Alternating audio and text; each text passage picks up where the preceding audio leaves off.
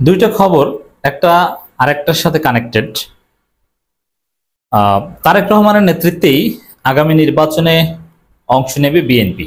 BNP এই ঘোষণা দিচ্ছে, খুবই ইন্টারেস্টিং খবর। আরেকটা খবর, ফের লন্ডন সফরে ট্রেসি, মানে যুক্তরাষ্ট্রের বাংলাদেশে নিযুক্ত যিনি ভারপ্রাপ্ত রাষ্ট্রদূত চার্জ দি অ্যাফেয়ার্স, তারেক রহমানের সঙ্গে বৈঠকের সম্ভাবনা।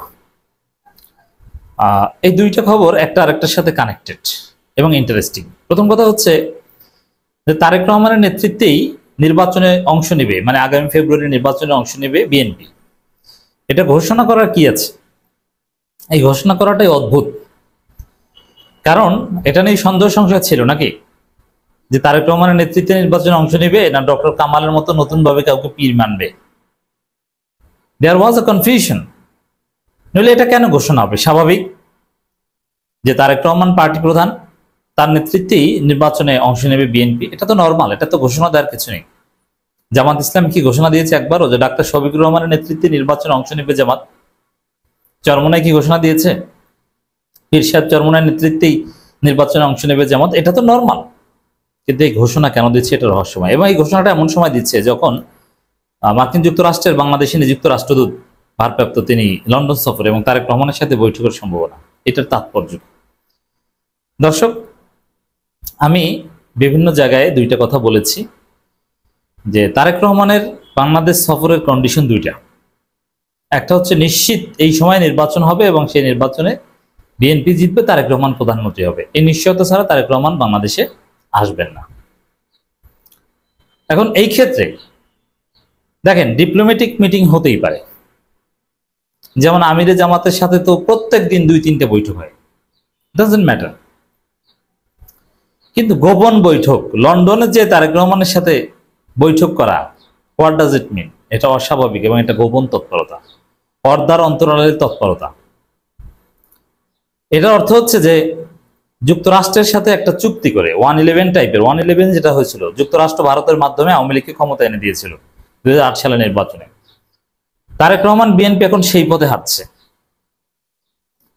জ্যাকবসনের সাথে বৈঠক করছে বা করবে। এবং আরো একবার কিন্তু হয়েছিল, তখন ইউনূসকে ম্যানেজ করতে পারবে যুক্তরাষ্ট্র, এটা বিএনপির বিশ্বাস, যেহেতু ইউনূস যুক্তরাষ্ট্রপন্থী।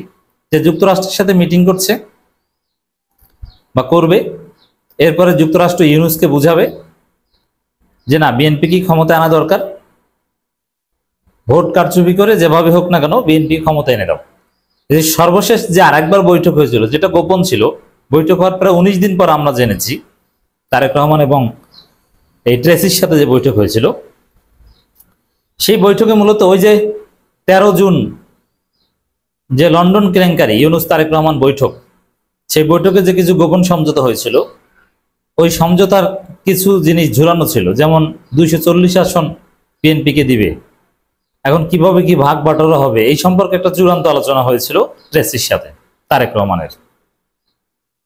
কিন্তু পরবর্তীতে ডাকসু জাকসু সব হিসাব নিকাশ এলোমেলো করে দিয়েছে। প্রমাণিত হয়েছে যে লন্ডনে কোনো গোপন সমঝোতা হলেও ওটা বাস্তবায়ন সম্ভব নয়।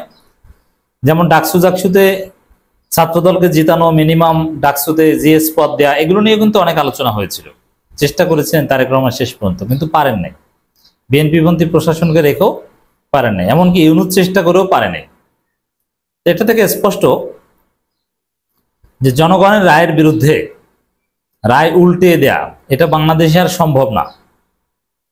এটা ইউনূস চাইলেও সম্ভব না, যুক্তরাষ্ট্র চাইলেও সম্ভব না, বিএনপিপন্থী প্রশাসন চাইলেও সম্ভব না, বিএনপিপন্থী বা বিএনপির যে পার্টি অফিসের এক্সটেনশন বর্তমান নির্বাচন কমিশন, তারা চাইলেও সম্ভব না। বাংলাদেশের রাস্তা একটাই, free fair and credible election.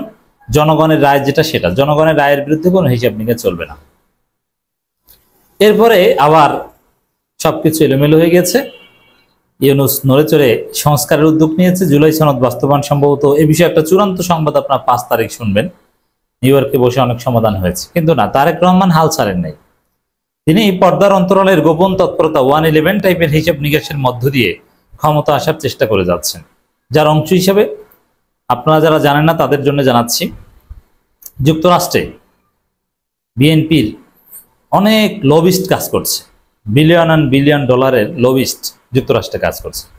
BNP media cell বলে আমাদেরকে যে ভাই আমাদের টাকা নেই, বাজেট নেই। বাজেট থাকবে কিভাবে? বাজেট তো সব বাজেট করলে সেটা খেয়ে ফেলে এক, আর দ্বিতীয় হচ্ছে তারপরও আনলিমিটেড বাজেট এটা যুক্তরাজ্যে ইউরোপীয় ইউনিয়নে লবিস্ট নিয়োগের পিছনে লবিস্ট ফার্মগুলোকে দিয়েছে। ওই লবিস্ট ফার্মগুলোর বুদ্ধি অনুযায়ী এই ট্রেসির সাথে আবার তারেক রহমানের একটা বৈঠকের আয়োজন এবং তারেক রহমানের চেষ্টা যে যুক্তরাষ্ট্রের মাধ্যমে যুক্তরাষ্ট্র যদি ইউনুসকে ম্যানেজ করে, ভারত তো আছেই, তারেক রহমানকে প্রধানমন্ত্রী বানানো যায় কিনা। এখন লবিস্টরা বলেছে যে হ্যাঁ এটা হবে, ট্রেসির সাথে বৈঠকে চূড়ান্ত হবে, তারপরে আপনি আসবেন। আর এটার উপর ভিত্তি করেই বিএনপি ঘোষণা দিচ্ছে যে তারেক রহমানের নেতৃত্বেই আগামী নির্বাচনে অংশ নেবে বিএনপি। আরে ভাই, তারেক রহমানের নেতৃত্বে আগামী নির্বাচনে বিএনপি অংশ নিলে এখনো দেশে আসেন না কেন? তারেক রহমানের নেতৃত্বে বিএনপি নির্বাচনে অংশ নিলে ট্রেসির সাথে লন্ডনে বৈঠক করতে হবে কেন? এর আগে গোপন বৈঠক কেন করেছেন? এটা ঢাকায় কেন না? আপনি আসেন, গুলশানে অফিসে বসেন, সেখানে বৈঠক হোক, যেরকম আমির জামাতের সাথে হয়। এটি হচ্ছে রহস্যময় বিষয়। তারেক রহমান পর্দার অন্তরালে চেষ্টা করছেন ক্ষমতা আসা। স্বাভাবিক জনগণের রায়, জনগণের ভোটের মাধ্যমে ক্ষমতা আসবেন এই কনফিডেন্স তার নাই, বিশেষ করে ডাকসুর পর না। এটা তো স্পষ্ট যে জনগণ বিএনপিকে ভোট দিবে না। অল্প কিছু মানুষ বিএনপির ভোটার আছে এখন, এদিকে আবার প্রবাসীদের ভোটাধিকার নিশ্চিত হচ্ছে। দর্শক, আমরা খবরটা যদি একটু আপনাদেরকে জানাই, জাতীয় নির্বাচন ঘিরে রাজনৈতিক দলগুলোর মধ্যে অন্তর্বর্তী সরকারের টানাপোড়েনের মধ্যে আবারও লন্ডন সফরে গেলেন ঢাকায় নিযুক্ত যুক্তরাষ্ট্রের ভারপ্রাপ্ত রাষ্ট্রদূত chargé d'affaires CDA Tracy Ann Jacobson. বুধবার 1 অক্টোবর সকালে শাহজালাল আন্তর্জাতিক বিমানবন্দর থেকে এমিরেটস এয়ারলাইন্সের একটি ফ্লাইটে তিনি ঢাকা ছেড়েছেন। বিমানবন্দর, ইমিগ্রেশন সহ সংশ্লিষ্ট একাধিক নির্ভরযোগ্য সূত্র এই তথ্য নিশ্চিত করেছে। এর মানে কি? ঘোষণা দিয়ে যাবে সেরকম না, গোপন। এটা বিমানবন্দরের গোপন সূত্র থেকে জানতে হয় আমাদের।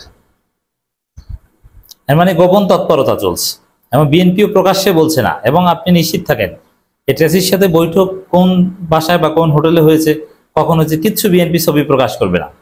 অথচ ডাক্তার শফিকুর রহমানের সাথে কূটনীতিকদের বৈঠকের ছবি আপনারা নিয়মিত তারাই গণমাধ্যমে পাঠায়। এই গোপন তৎপরতা কেন? এটা স্পষ্ট যে গোপন তৎপরতার মাধ্যমে তারেক রহমান ক্ষমতা আসতে যাচ্ছে। এ কারণে সবকিছু গোপনে চলছে। এবং এই যে ট্রেসি গোপনে লন্ডনে যাচ্ছে, এটা লবিস্টরা ব্যবস্থা করেছে। সংশ্লিষ্ট সূত্রগুলো জানিয়েছে ট্রেসির সফরসঙ্গী হিসেবে রয়েছেন তার স্বামী ডেভিড বাফ। তারপরও এই সফরকে নিছক ব্যক্তিগত সফর বলে মানতে নারাজ অনেকে, বরং 3 মাসের কম সময়ের মধ্যে ট্রেসির দ্বিতীয়বারের মতো যুক্তরাজ্যের লন্ডন সফর নিয়ে নানামুখী গুঞ্জন ভাসছে ঢাকার রাজনৈতিক ও কূটনৈতিক অঙ্গনে।